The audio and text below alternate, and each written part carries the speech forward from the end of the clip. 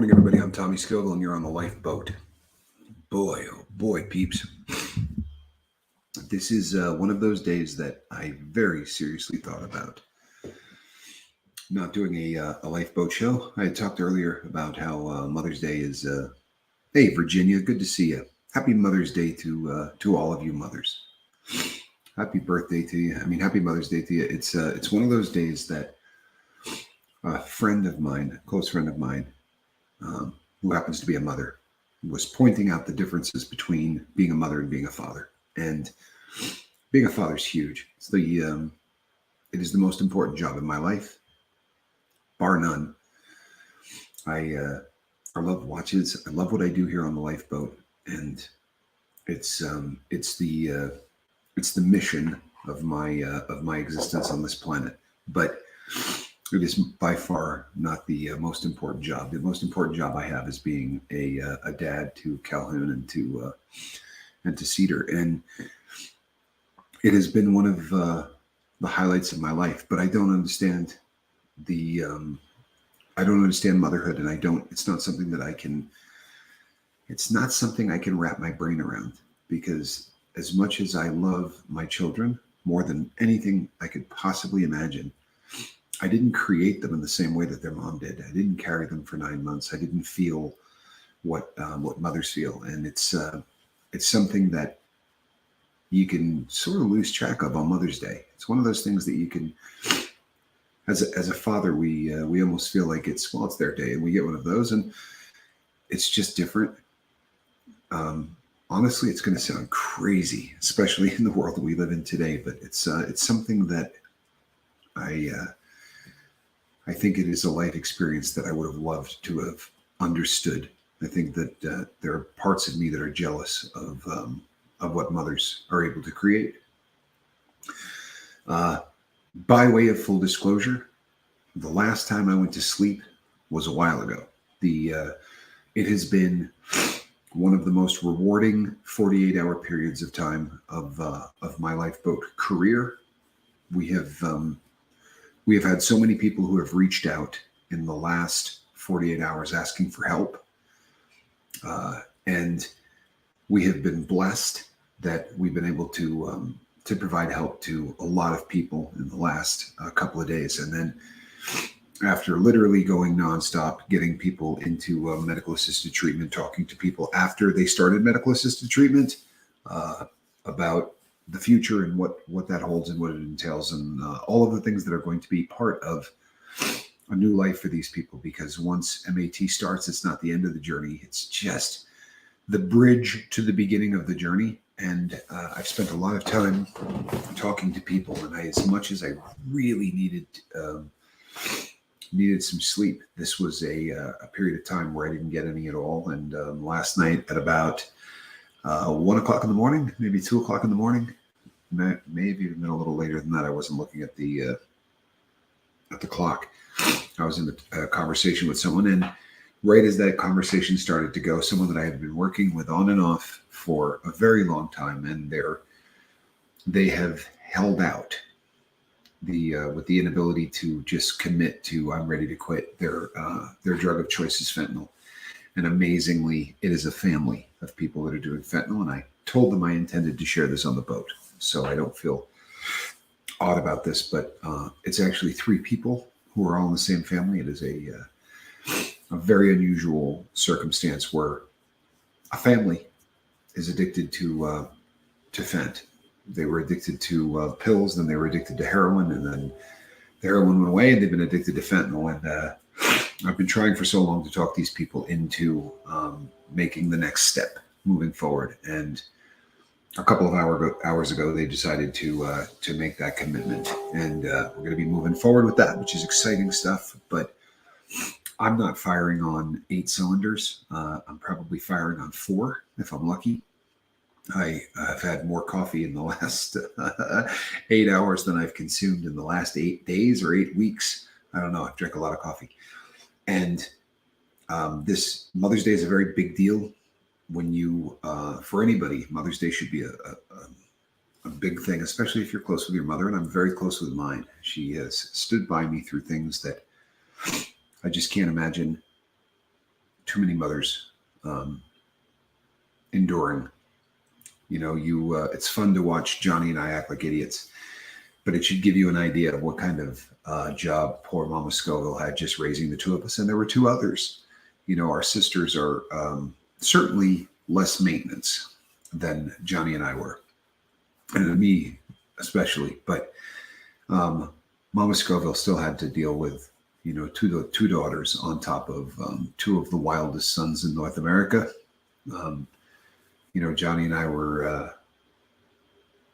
I can't imagine a mother having to raise Johnny, much less having to then raise me as well. So she's been a saint through this. And today I am going to give her I'm going to give her a Mother's Day that will be the best that I'm capable of pulling off. I am not going to allow the fact that I am without sleep, be the thing that's going to get me. This is not going to be a full hour. I'm going to have to wrap this up at a shorter lifeboat today, because I'm going to have to try to pull about an hour and a half of sleep. It's Sunday. I don't miss church. I don't miss church when it's not Mother's Day. I most assuredly will not miss it today. Let me see if I can blow this up. My sight, the longer I'm awake, the worse my sight gets. A family reaching out is a wonderful gift. The impact of the boat community has given is a treasure to hold in the heart. Wow, Ann, what a cool thing to say, man. What a cool thing to say. And I love the way that that has been worded, because the impact of the boat, that's you. Seriously, that's all of you. Oh my goodness. Happy Mother's Day to the queen of all chili heads. And I mean that. There is the UK chili queen. I am honored with your presence. I really am. You're just an amazing, amazing person, and as a human being, but as a chili head, the top of the food chain. There's nobody better. I'm honored. It is one of those days that when I say a family, I literally mean a family. This is a father and a mother and a child, which is just, it's heart-wrenching that drugs could affect a family like that. That's a really hard thing to wrap your brain around. And I think they get it now. The first time that they reached out on the boat, and I just said, oh man, the three of you are, I'm not passing judgment. Oh, good God, I'm a bank robber. But it just seemed like I had such a hard time wrapping my brain around the ability to get through the fact that a family could be down that rabbit hole. I think that Mother's Day is one of the days I have more potential to help people today than I will have any other day of the year. That's just a fact, and it is bore out from the start of the lifeboat. Mother's Day is a day that so many people reach out. Mothers who feel like they need to get help reach out on Mother's Day. Fathers who feel like they could do something to help often reach out. I saw a really funny meme that I sent to my sister because my sister and I have that kind of a relationship. But I saw a meme that said, it was from a judge that said, being someone who sentences people, there is less crime on Mother's Day than any other day in the year in the United States. That is a fact. This is the day in the U.S. where less crime will be committed than any other day. Out of 365 days a year, this is the day, which just goes to show how much crime mothers are doing in the United States. You know what I mean? You give them their own day, and you take them out to dinner where mothers don't have the ability to commit crime, then so much less crime gets committed. I sent that to my mom. I got a really big kick. To my sister, I got a big kick out of that. I bet Mama Scoville needed boxing gloves. Yeah, you know what? We were terrified of Mama Scoville.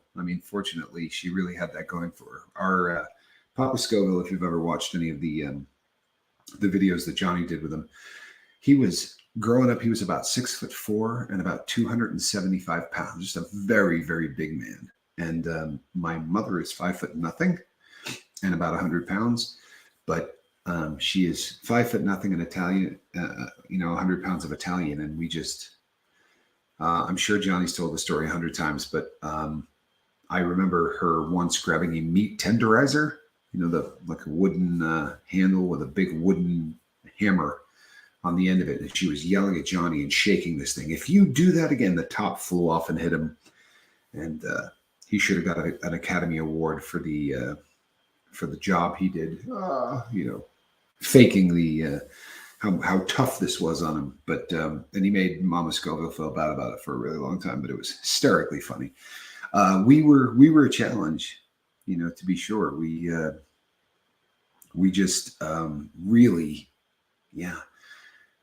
Even when really young, we were just sort of always meatheads, and if you've watched Chase the Heat for any period of time, I know Johnny has told just about every story in the world. My brother went to the University of Vermont, and Vermont's a small state. Most cities in the United States have more people in it than the entire state of Vermont. Vermont famously, for a long time, has had more cows than people. It's a very rural state.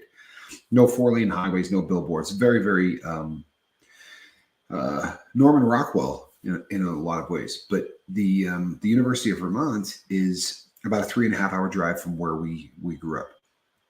But because of how small the state is, in the little town we grew up, there were a lot of people that went to the University of Vermont, and it had about 40,000 people in the freshman class. It was a very, very large school. Or I'm sorry, 20,000 people in the freshman class, but it's a very, very large school.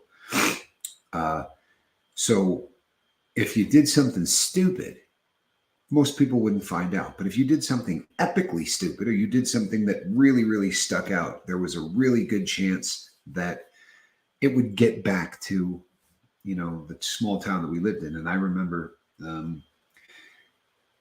Johnny lived in a fraternity house and slept in a coffin. Yeah. True story. Johnny used to sleep in a coffin, and this is the kind of thing that gets back to the family. You know what I mean? And I remember looking at my mom, and she just shaking her head. Somebody said, "Oh yeah, I heard about Johnny. Apparently, he's living in a fraternity house and sleeping in a coffin." And my mother just looked at me and said, "What the hell is wrong with your brother?" And I'm sure he's heard the same thing about me. That was one of those things that my parents probably uttered a lot. What the hell is wrong with? Whichever one of us happened to be in the ringer. I remember my mother, and I'm sure she'd hate this story, but I'm going to tell it anyway. My mother came to visit me in county jail. This is not something that I ever let anybody do. I never wanted that. I don't know that anybody can imagine just how horrendous a feeling it is to see your loved one on the other side of a glass with a phone, knowing that you have screwed up badly enough to embarrass your entire family forever, and disappointed, your mother as much as a son could possibly do it. I mean, I didn't kill anyone, thank the Lord, but shy of that, I don't know that bank robbery could be. I mean, it's one of those things that. But I remember my mother coming and sitting on the other side of the class, because for months leading up to that, maybe even a year, my mother would say to me, what do you do for work? What? And I would say, Mom, if you ask me that question again, I'm going to tell you, please just leave it, and it was, I think everybody kind of assumed I was a drug dealer. I think at one point that was kind of something that probably most people thought, but I would say, she always used to ask me if I hurt people. I said, no, I'm not hurting anybody. But I remember my mother coming in and looking on the other side of the glass and saying, well, on the bright side, I know what you do for work. And I said, and she said, the problem is that everybody in the world now knows what you do for work. And it had to be a very, very embarrassing time for my mom, because you don't get caught for robbing a crap load of banks without it, like, making all the newspapers and being on television. And my mom ran Christian schools. I can't imagine the embarrassment that I put my mother through. I really can't. But I was talking to my mom last night, and the last thing my mom said to me last night before, I told my mom, happy Mother's Day in advance, and tomorrow's going to be a great day. She said, I love the new Tommy, which was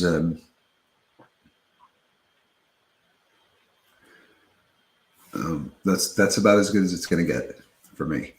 That's a pretty amazing feeling.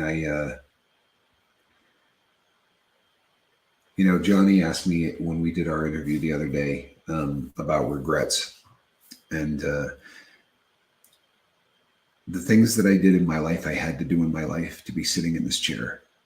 There's no way I could be doing what I'm doing right now had I not been the idiot that I was for 3 decades. There's this is not something that you just sort of say, you know what, I think I'm going to start a channel. You sort of have to have been an idiot to look back and say, I got to do something really positive with what I did for 30 years, right? I have to turn that into something that's positive so that I don't look back on all of these memories and just think about the time wasted and the life wasted and the people that I hurt and all of those things. You have to turn it into something positive if you're going to thrive for the rest of your time on this planet. When if 100 is usually considered a really long life, right? That's kind of the top of the food chain for longevity. Because of the damage I've done to myself, that's not a reality. I'm not going to hit 100. There is absolutely no chance that that's going to happen. But if it did, I pissed away 30% of my life, 40% of my life doing drugs and crime and stuff. So, and then you spend time in prison. So it's about the first half of your life is a write-off. So you kind of got to get girded up for what the second half of your life is going to be. And so when I look back, it's hard to look back and say, I regret every single thing I ever did, because it has turned me into the person I am today. And I'm pretty damn content with the person that I am today. I'm pretty happy with what I'm doing in life. I'm happy that what I do on a day-to-day basis does actually affect some people. I don't sit here and think about, I'm changing lives. I think that more along the lines of, boy, I started this channel that's changing lives, because so many of you have an effect on people that you don't realize. You don't get to hear it. And I wish that I could share it all with you, but confidentiality is kind of a big thing with the lifeboat. But if you knew how many times somebody has said, I was in the comment section and Virginia said this, or I was in the comment section and M. Hunt said this, or I was reading comments and, you people have an effect on individuals who are still using that you have no clue you have. Because I sit in front of the camera, people write comments and say, oh, Tommy, you're changing so many lives. The truth of the matter is you all are changing so many lives. And it can be the most innocuous thing that you say during a live feed that it just probably didn't mean a damn thing to you. It was just a conversation, but people will say something about how life feels so much different today. Or M. Hunt, has been very vocal about how this has changed the relationship with his daughter. And there are people that just touches. There are people for whom the relationship with their kids is that thing that drives you. It's like a, it's almost, the pearl, right? That grit gets in there and begins to start wearing on someone until it becomes something that, creates something beautiful. But things that you people say, things that you may not realize have impact, change people's lives. And I get to hear all this. I get to hear it every single day. I mean, there's not a day in my life that goes by that somebody doesn't say something about something you said. I'm not exaggerating. In the beginning, it might have been a couple of times a week, kind of a thing. Yesterday, I got 61 emails. 61 emails. Now, granted, it's the day before Mother's Day. I don't average 61 a day. That would be pretty rugged.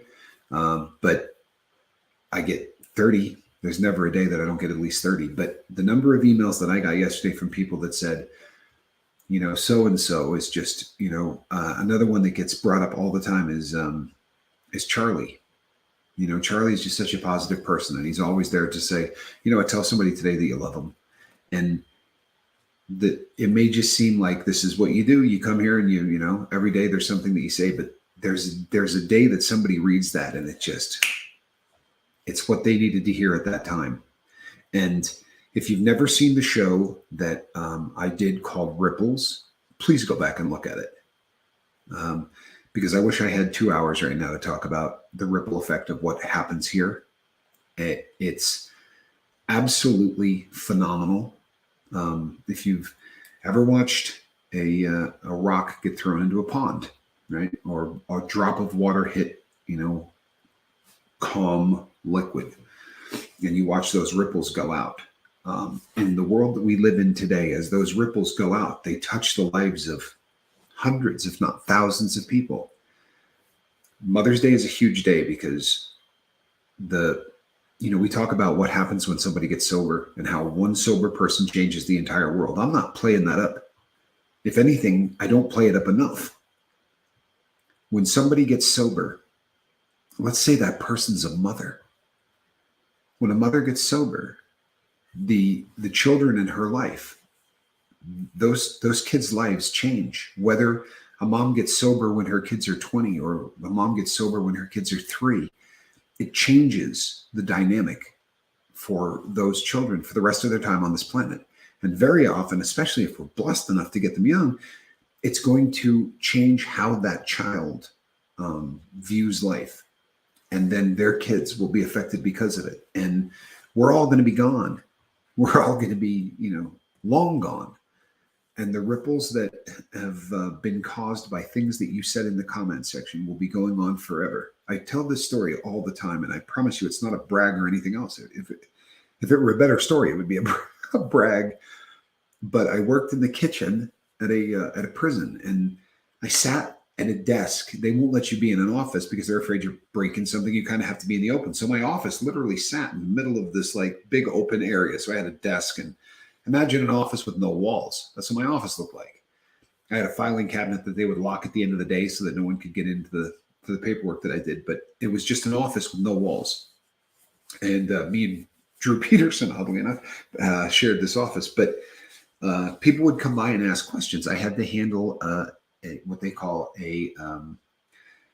it's an intake form for anybody who's an employee. And at any given time, we had 130 employees, and you fire about 25 a week. So there's just this constant turning over of people. And I had to deal with all of them. So we were having, once a year, they have a banquet for each religion. So the Satanists get their banquet, and the Odinists get their banquet, and then the Catholics get banquets, and all along the way. So I was at the Christian, non-denominational Christian banquet. And that's one of the few days where the racism is dead, because inside the faith, everybody's a believer, and you don't care what color someone's skin is. So a black guy sits down at the table that I'm at, which would never happen in prison, right? At Chow, it just would never happen. The cops wouldn't even allow it to happen. It would cause a riot. But this guy sat down. He said, "Is it cool if I sit here?" I said, "Yeah, absolutely." And he said, "I just wanted to tell you that the conversation that we had in the kitchen, was changed my life. That from that day forward, nothing has ever been the same. And I've thought to myself 100 times that I ought to come and tell you thank you. So now that you're here, I just want to do it. And, I just thank you so much. You've changed the rest of my life." And I went, "Yeah, that's awesome." And I said, "Thank you for coming and telling me that." And he walked away. And my friend Turtle said, "Man, it's one of the coolest things I've ever seen. What did you tell him?" And I looked at Turtle and I said, "I don't know who the hell he is. I have no memory of ever saying a word to this guy, and I've got a smoking memory. I had no memory whatsoever of talking to this person." And he wasn't mistaking me for somebody. He said, "When I came into your little office, right, and sat down, like there was nobody else it could have been." I don't remember what I said. And I think it's a pretty good indicator of the kind of things that happen here. You don't know what you're going to say that's going to affect somebody for the rest of their life. So it's a pretty good reason to just not ever be a dick. You know what I mean? To just try to be a good person when you talk to anybody, because you just don't know when that person needs to hear what you have to say. And Mountain says, "One sober person changes the family. Both my mom and my sister embraced the tenets of recovery. My children overcame their hurt due to the newness of balance, no chaos, and thrived. And the world will never be the same." It won't. There's just no way to I can't make that any bigger than it is. And I certainly would not allow it to be any smaller. When somebody gets sober, good Lord, if it's a mother, but anybody gets sober, it means that the world is never going to be different. it's never going to be the same. It's always going to be different from that point forward, because there's just, it's an amazing thing. It's a beautiful thing. So today, if your mom is sober, thank her. If she's not, tell her you love her.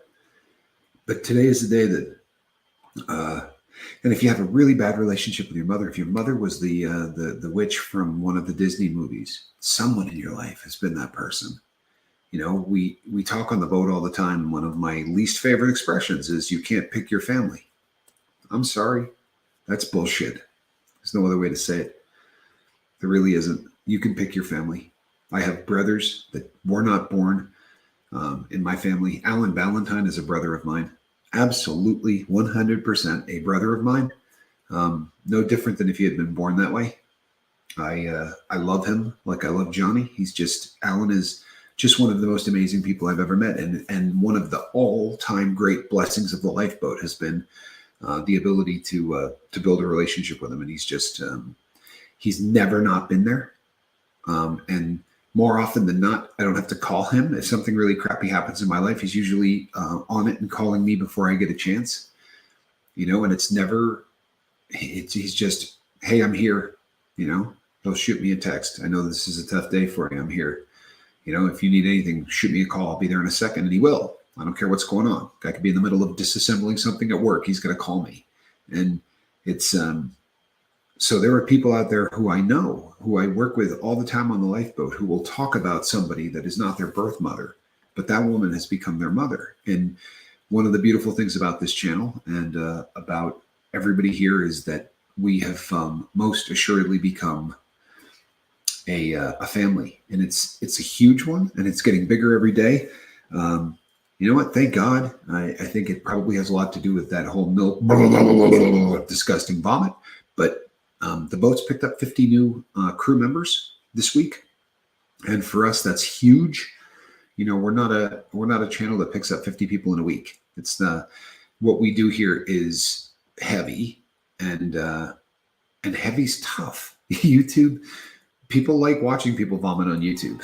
People like watching challenges on YouTube. It's the second biggest draw on the entire channel. It's a silly thing, but it is. It's one of those things that is that I think is we've just been really blessed. It's been a good week, and we're pretty happy that the group is growing, but the family just continues to get larger, and the people that we've brought in have all sort of got the memo and have very quickly assimilated. There are people who have been here 4 or 5 days that feel like they've already been here a year, and that's one of the beautiful things about the boat. And I love that comment, which is why I posted it. It says, Heather Joy, your impact has been tremendous on this community. Thank you for your dedication. And it's the truth. Heather brings something to this channel that I can't. And from the early days of the lifeboat, Mark and I spent a lot of time talking about how I don't care how dedicated and devoted I get to the lifeboat. I can never bring a feminine perspective to it. I could work 40 hours a day, and that's simply not something I'm ever going to be able to do. And it's been a blessing to have Heather come and do, that. What she does is in so many ways like what I do, and in so many ways it's just like nothing that I do, because I can't. It's not something that I can bring to the party, and that's a blessing. So happy Mother's Day, Heather, and thank you for all that you do. It is appreciated. It's appreciated by a lot of people, and I probably don't say it enough, but I really do appreciate the effort that you bring to the boat and the perspective that you bring to the boat, which is motherly. It's probably a really great way to put it. Full of Hope says, I've loved today's thumbnail. I have a picture like that.